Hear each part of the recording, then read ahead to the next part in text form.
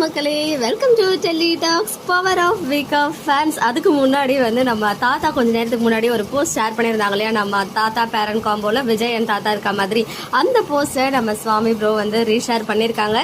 Real அப்படின்னு போட்டிருக்காங்க ஒரு எமோஜியோட. பிகாஸ் வா மகனேன்னு ஒரு சாங் வந்து தாத்தா ப்ளே பண்ணியிருந்தாங்க. மேபி அது ரியலான வேர்ட்ஸ் அப்படின்ற மாதிரி கூட இருக்கிறதுக்கு சான்சஸ் இருக்கு. பட் எனிவேஸ் அதை வந்து ரீஷேர் பண்ணிட்டாங்க, ஹாப்பியா இருக்கு.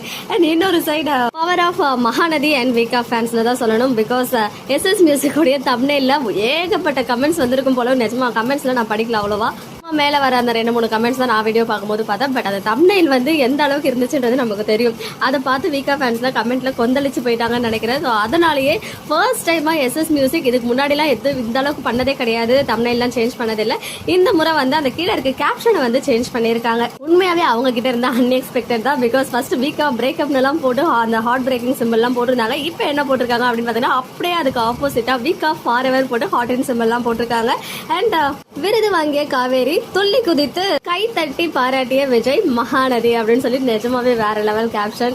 அட்லீஸ்ட் இப்போவாவது ஃபேன்ஸோட ரெக்வஸ்ட்டை வந்து அக்செப்ட் பண்ற மாதிரி இந்த கேப்ஷனை சேஞ்ச் பண்ணிருக்காங்க. அதுக்கே வந்து ஒரு பெரிய கிளாப்ஸ் கொடுத்துக்கலாம் எஸ்எஸ் மியூசிக்கு.